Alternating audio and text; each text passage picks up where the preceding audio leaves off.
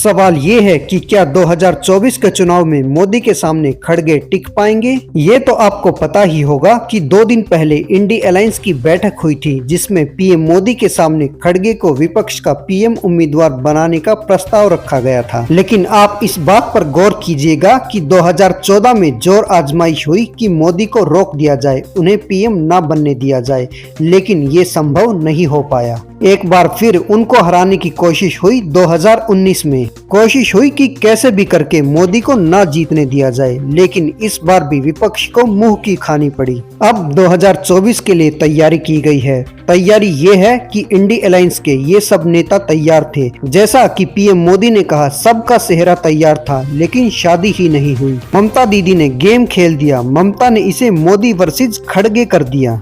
अब खड़गे के नाम का प्रस्ताव आ गया है तो उनके नाम की चर्चा हो रही है, लेकिन बीजेपी कह रही है अगर खड़गे का नाम आ गया तो कांग्रेस उसे रिमोट कंट्रोल से चलाएगी, जैसे मनमोहन सिंह को सोनिया गांधी चला रही थी।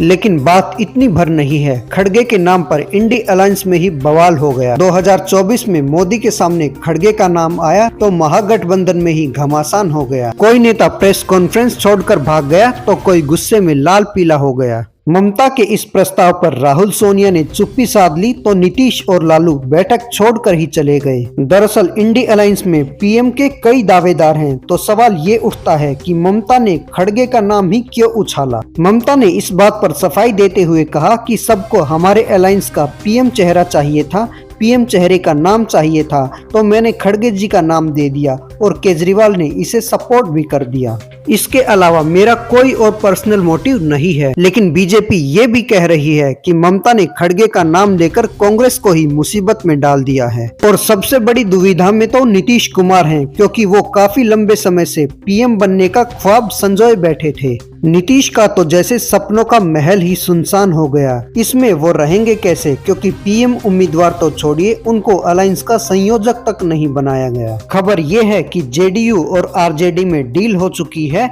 कि नीतीश दिल्ली चले जाएं और बिहार में सीएम की कुर्सी तेजस्वी को मिल जाए, लेकिन ममता दीदी ने दोनों के साथ खेला कर दिया और अब ये डील हवा होती हुई नजर आ रही है। बीजेपी कह रही है अगर खड़गे पीएम बनेंगे तो रिमोट सोनिया गांधी के पास रहेगा, जैसे मनमोहन सिंह के केस में होता था। इस बात का जिक्र मनमोहन सिंह के निजी सचिव रहे संजय बारू ने अपनी किताब एक्सीडेंटल प्राइम मिनिस्टर में भी लिखा है। उन्होंने लिखा है मनमोहन सिंह के डिसीजन लेने से पहले हर एक फाइल सोनिया गांधी देखती थी।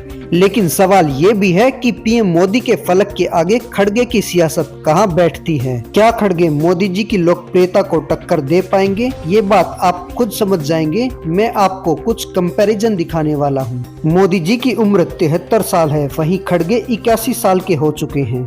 मोदी जी देश भर में लोकप्रिय हैं, वहीं खड़गे को दक्षिण भारत का नेता माना जाता है। पीएम बनने से पहले मोदी गुजरात के मुख्यमंत्री थे, वहीं खड़गे कभी सीएम नहीं बन पाए। मोदी ने आज तक कोई चुनाव नहीं हारा है, वहीं खड़गे 2019 में अपनी लोकसभा सीट भी नहीं बचा पाए थे। लोकसभा की सबसे ज्यादा सीटें उत्तर भारत में हैं और उत्तर भारत में मोदी लोगों के दिल में बसते हैं। वहीं खड़गे का तो कहीं नामो निशान तक नहीं है। इन कंपैरिजन्स को देखकर क्या आपको नहीं लगता कि मोदी और खड़गे का कंपैरिजन बेमानी सा लगता है? लोग तो ये भी कह रहे हैं पता नहीं क्या सोचकर ममता ने खड़गे का नाम का प्रस्ताव रखा। हालांकि ये तो अभी एक प्रस्ताव है, नाम पर फाइनल मोहर लगनी बाकी है। लेकिन गौर करने वाली बात यह है कि इंडी अलायंस का फ्यूचर डिपेंड करता है सीटों के बंटवारे पर, जो अभी फाइनल नहीं हुआ है। क्या यूपी में अखिलेश यादव कांग्रेस के लिए सीट छोड़ पाएंगे या फिर दिल्ली में अरविंद केजरीवाल बाकी दलों के साथ सीट शेयरिंग पर समझौता कर पाएंगे?